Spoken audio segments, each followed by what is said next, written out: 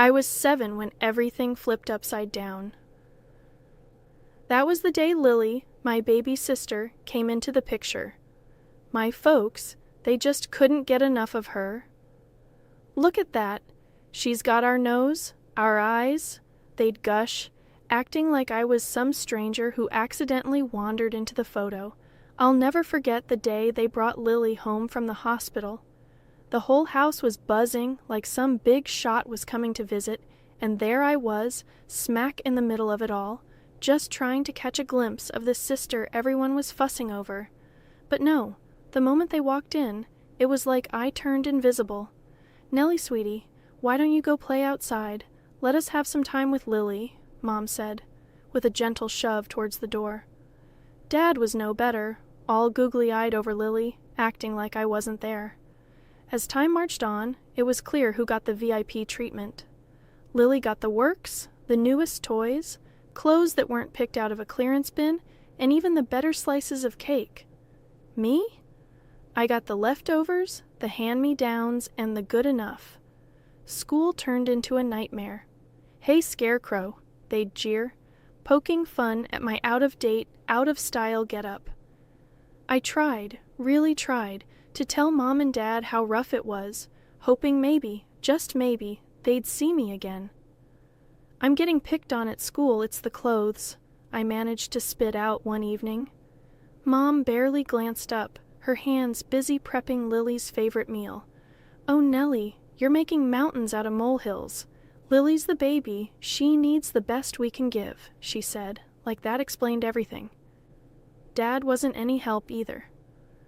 "You're the big sister, Nellie, you gotta be tough," he'd say, dismissing my feelings like they were nothing. That's how it was, Lily with her shiny new things, and me fading more into the background each day. I tried to brush it off, pretend it didn't bother me, but it did. Seeing Lily destroy her brand new toys while I clung to my secondhand ones just didn't sit right. Lily was the queen bee of our house, and she knew it too well. Her rule wasn't just about getting the best of everything, it was about making sure I knew my place, which was way below hers, obviously. One afternoon, I came home from school, my spirits a bit higher than usual. I'd actually had a decent day, no one called me names, and I'd aced a math test. But that was about to change. I walked into our room to find Lily with a marker in hand, my math notebook open and scribbled all over, pages torn, equations smudged into oblivion. "Lily, what the heck are you doing?" I yelled, snatching the notebook from her grasp. She just looked up at me, her eyes wide with faux innocence. "I was just drawing, it looked boring," she retorted, her voice dripping with disdain. Boring? That was my homework. How was I supposed to turn this in now? I could feel the anger bubbling up, my brief moment of peace shattered. "Oh, boo-hoo, just tell the teacher your dog ate it," she sneered, rolling her eyes and hopping off the bed, clearly not done, wreaking havoc. Fuming, I gathered the ruined pages, trying to salvage what I could. It was then that Mom walked in, her eyes immediately drawn to the mess. "What happened here?" she asked, her tone already accusing me. "Lily destroyed my math homework with her art," I said, trying to keep my voice steady despite the injustice burning inside me. Mom turned to Lily, who by now had perfected her me look. "I didn't mean to, I was just playing," she said, the picture of innocence. And just like that, I knew I was the one who'd end up in trouble. "Nellie, can't you see? She didn't do it on purpose. You're older, you should understand," Mom chided, her words a slap in the face. The days turned into a never-ending loop of Lily's cruelties.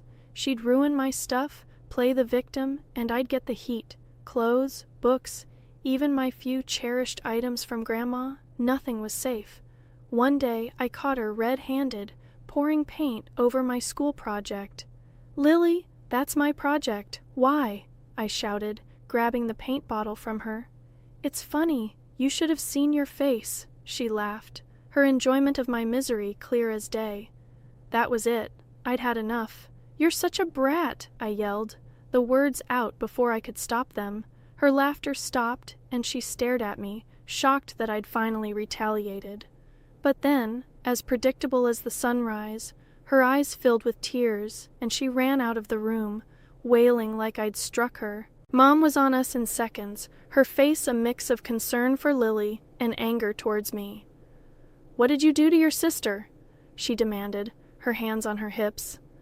"She ruined my project, and I called her out on it," I protested, knowing it was futile. "Lily's just a child, Nellie. You're the adult here. Apologize to your sister," Mom ordered, her voice leaving no room for arguments. Apologize for what? Standing up for myself? The unfairness of it all was suffocating, but I knew arguing would only make things worse. So I swallowed the lump in my throat, nodded, and went to find Lily. In the midst of all the chaos at home, I found my escape in books. Grandma had this old bookshelf in her living room, crammed with every story you could imagine. From the first time she showed it to me, I was hooked. It was like stepping into another world, one where I wasn't just the overlooked older sister. "Nellie, try this one," Grandma would say, handing me a thick novel with a worn-out cover. "It'll take you on a grand adventure." I'd sit there, curled up on her couch, diving headfirst into tales of distant lands and daring heroes. For a few hours, I could forget about Lily and the constant comparisons at home. One day, Grandma caught me reading instead of doing my homework. "Nellie, you know you've got responsibilities," she chided, but her eyes twinkled with understanding. "Yeah, I know, but these stories, Grandma, they make me feel different, like I'm not just me," I tried to explain, struggling to put into words how much those books meant to me. Grandma sat down next to me, her arm wrapping around my shoulders. "Books are special, Nellie. They're friends who never let you down. But remember, the real world is out there. Too, you've got to find your place in it." Back at home, Lily noticed my growing obsession with reading. "Why do you always have your nose in a book? It's so boring," she'd scoff. Her disdain for anything that didn't revolve around her was clear as day. "It's better than dealing with you," I'd snap back immediately, regretting letting her get to me. "Whatever, nerd. Enjoy your stupid books," Lily would retort, flouncing off to report my rude behavior to Mom and Dad. Mom didn't get it either. "Nellie, why don't you spend more time with your sister instead of reading all day? You're setting a bad example." How was I setting a bad example by trying to find some peace? It was like they were speaking a different language, one where logic and understanding were foreign concepts. "Because she doesn't get it, Em. She doesn't get me. No one here does," I said once, my frustration boiling over. "All this reading's making you moody. Maybe you should take a break," Mom suggested, completely missing the point. A break from the one thing that made me happy? No way.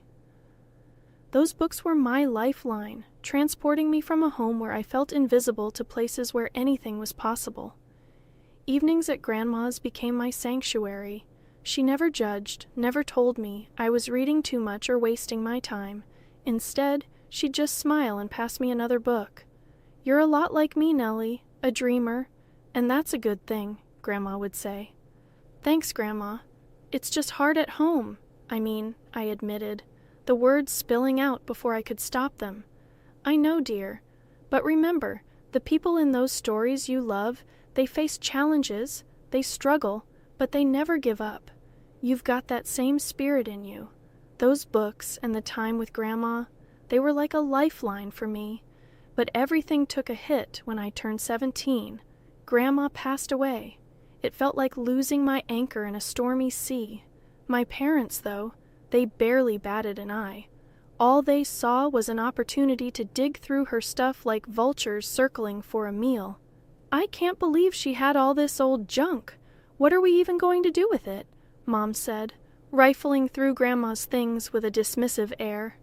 Dad was no better, eyes lighting up at the thought of what could be sold. "There's got to be something valuable here. People pay good money for antiques," he mused, completely ignoring the sentimental value of Grandma's possessions. Then came the moment they found Grandma's library, my sanctuary. Those shelves held more than books. They held memories, lessons, and love. But to my parents, it was just another space taker. We should just toss these out, clear up some space, Dad said, ready to condemn my world to a trash bin. Panic surged through me at the thought. No, please, can I have them? If you don't want them, I'll take them. I blurted out, desperation making my voice louder than I intended. Mom and Dad exchanged looks, eyebrows raised as if the idea was ludicrous. You want these old things? What for? You've got enough junk, Mom said, her voice listed with skepticism. They're not junk, they were Grandma's, please, I begged, the thought of losing those books like losing a part of me. Dad snorted, a sound of disbelief and annoyance. Fine, take them. It's less for us to deal with, he conceded, clearly uninterested in the emotional value the books held for me. Graduation day hit with a mix of excitement and dread. I knew my folks didn't have the cash to send me off to college. I was gearing up to hit the job hunt hard, save up every penny for tuition. But then, out of the blue, Mom and Dad offered to foot the bill for my studies. We'll pay for your college, Dad announced one evening, like it was no big deal. I was floored. Maybe they did care deep down. Maybe they saw how hard I worked, how much I wanted this. Packing my bags, stuffing them with my worn-out clothes and those precious books from Grandma, I felt a flicker of hope. Off to college to become an accountant, I was determined to make them proud. Living on campus was a game changer. I hit the books and the part-time job circuit with everything I had.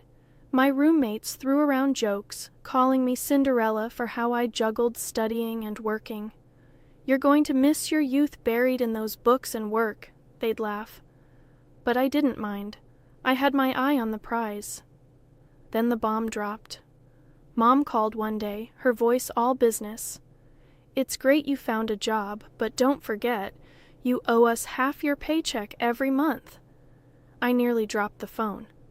What? But I'm barely covering my expenses here. I thought the deal was just for tuition. That was the deal. Tuition in exchange for you paying us back. You're working now, so start sending the money, she snapped, her tone ice cold. I tried to argue, to explain how tight things were already, but it was like talking to a brick wall. We paid for your ticket out of here. You owe us, period, was her final word on the matter. So I started sending them half my earnings every paycheck. It felt like a punch in the gut, a reminder that my hard work wasn't really mine. My roommates noticed the change, saw how every call home left me stressed and angry. Cinderella turned into a door, huh? They'd say, trying to lighten the mood. But it wasn't funny, not really. I felt trapped, like I was caught in a cycle I couldn't break free from, studying, working, then handing over half of what I made. It was a brutal wake-up call. My parents' generosity was just another chain, another way to keep me tied to them, indebted and under control. Years rolled by, and I clogged my way up to become an accountant at a big company. The pay was nothing to brag about at first, but it was mine, and it fueled dreams of getting my own place, a tiny apartment where the only rules were the ones I made. Then came the family dinner thrown in, my honor, for finishing college. That's where the dream got punched in the gut. Over plates of cold lasagna, Mom and Dad laid it on me thick. You need to keep giving us half your salary, Dad said, not a hint of thanks in his voice. I choked on my food, stunned. What? Still? I thought that was just for college, I managed to say. Mom's look could freeze lava. You owe us for your education. You think that was free? Their words hit like a slap. There I was, dreaming of freedom, and they were tightening the chains. I had no choice but to stay put, handing over half my earnings, living in a room that felt more like a cell, with their hands out. In jobs now, just part-time, my folks settled into a comfy routine of TV binges while I slaved away. Coming home meant stepping into a house where even a cooked meal was too much to ask for. Lily, she turned the entitlement up to 11. Hey, I need money for a new phone. Mine's practically ancient, she'd say, her hand outstretched, a smirk playing on her lips. She knew I was strapped, but that didn't stop her. Dressing in secondhand clothes became the norm. My wardrobe, a decade behind. Earning whispers and side-eyes at work, I was the living, breathing definition of budget fashion, if you can call it fashion. Fast forward a few years, my salary finally hit $4,000. Sounds like a win, right? Wrong. Half went straight to my parents, and Lily, ever the leech, siphoned off another $1,000 for her essentials. Makeup, clothes, you name it, she had to have it, and somehow it was on my dime. I was stuck, a cash cow for a family that saw me more as a wallet than a daughter. Just need a bit more for a night out with the girls, Lily would chirp, as if I was made of money. You do realize I work for my money, right? It's not like I'm swimming in it, I'd snap back, tired of the constant drain. Mom would always jump to her defense. She's young. Let her enjoy life. You're always so stingy. Stingy with what? The pennies I was left with every day felt like a battle. Coming home to demands and complaints, my own needs always last on the list. Turning 30 should have felt like a milestone, a reason to celebrate, or at least acknowledge I've survived 3 decades. But as fate would have it, my big day slipped by unnoticed by those who were supposed to be my nearest and dearest, my parents and Lily. I walked into the house that evening, half expecting a surprise, maybe a small cake or a happy birthday tossed my way. Instead, I found nothing but the usual indifference. "Hey, you guys remember what day it is?" I ventured, hoping for a flicker of recognition. Mom looked up, puzzled, then shrugged. "Thursday." "No, it's my birthday," I said, a mix of disappointment and anger simmering within me. Oh, right. Well, happy birthday then. Why don't you order us some pizza to celebrate?" "Your treat," Dad said, without missing a beat, already scrolling through his phone for the pizza place's number. Without a word, I turned and retreated to my room, locking the door behind me. The sound of their laughter and the casual way they dismissed me echoed in my mind. This was the final straw. It was clear as day now. Nothing was going to change unless I made it happen. It was just another night, counting the cost of dreams deferred. When my phone buzzed, Aunt Maggie, Mom's sister, rarely called, so seeing her name light up the screen was a jolt. "Hey, Aunt Maggie," I answered, trying to mask the exhaustion in my voice. "Happy birthday, love. I was thinking about you. Did your folks do something nice for you?" Her voice was warm, a contrast to the chill I felt at home. I laughed hollow. "Nice, you could say." "It's been just another day," I replied. There was a pause, heavy with unspoken words. "Listen, dear, I've been meaning to tell you something. It's about your grandma's contribution to your college fund." I sat up straighter, confusion threading through my curiosity. "What contribution?" "Mom and Dad paid for college. They remind me every chance they get." Aunt Maggie sighed, a sound laden with regret. "No, love, it was your grandma. She set aside a fund for you, made your parents promise to use it for your education. They never spent a dime of their own money on your tuition." The room spun. "They what? But they've been taking my money, saying I owe them for college." "It's the truth. I thought you knew. I'm so sorry," Aunt Maggie said, and I hung up, my mind racing. The betrayal stung, burning away the fog of years of manipulation. It wasn't just about the money, it was the principle, the years of control, of making me feel less than, all based on a lie. I walked out to confront them, Mom, Dad, and Lily, all there, celebrating as if they hadn't just forgotten my birthday, as if they hadn't been lying to me all my life. "I know about the lie," I blurted out, my voice steady despite the emotions raging inside. "Grandma paid for my college, not you." Their laughter cut off abruptly, replaced by a stunned silence before Mom tried to brush it off. "What nonsense. Sit down, let's eat. You're overreacting as usual," Dad, with that smug look of his, chimed in. "Yeah, and don't forget to pay for this feast. It's your treat, remember?" that's when I dropped the bomb. I'm done. I'm leaving. You've lied and used me for the last time. Their smirks faded. Dad's eyes widened, and Mom's face went pale. You can't be serious, she stammered. After everything we've done for you. I was firm. Exactly because of everything you've done, I'm out. Lily snorted, her usual mocking self. Where will you go? You can barely afford to dress yourself. I ignored her jab.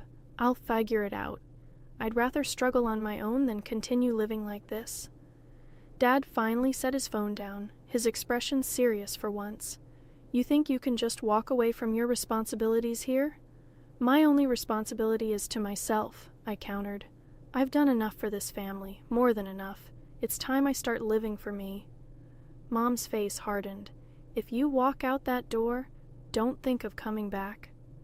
Packing was a blur. I took what mattered most. Grandma's books, a few clothes, everything else. All the trappings of a life filled with deceit, I left behind. I found a place, small but mine, a little apartment that felt more like home than any house I'd ever lived in. The shock of realizing I could actually afford to live on my own without scrimping or saving every penny for them was liberating.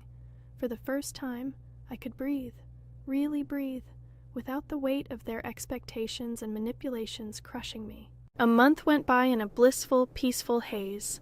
Then the calls started. Mom, Dad, even Lily, all suddenly remembering my number, their voices dripping with false sweetness and desperate pleas. We need help, they'd say. We can't make ends meet without your help. I couldn't help but laugh. The audacity. After years of taking and taking to ask for more. This time I was ready. I blocked their numbers, cutting off the last tie to a past I no longer wanted any part of. Life in my new apartment was like breathing fresh air after being underwater for too long. I filled it with plants, cozy cushions, and of course, Grandma's books took pride of place on the shelves. My first morning there, I remember making coffee and just sitting on the floor surrounded by boxes, feeling an overwhelming sense of peace. It wasn't long before I had to dive into work, and that's where I really started to see the changes in me. I wasn't just more confident, I felt empowered, like I could tackle any challenge thrown my way. My colleagues noticed too. "Nellie, you've been on fire lately," Jenna, a close colleague, commented as we grabbed lunch one day. "I've finally woken up, you know."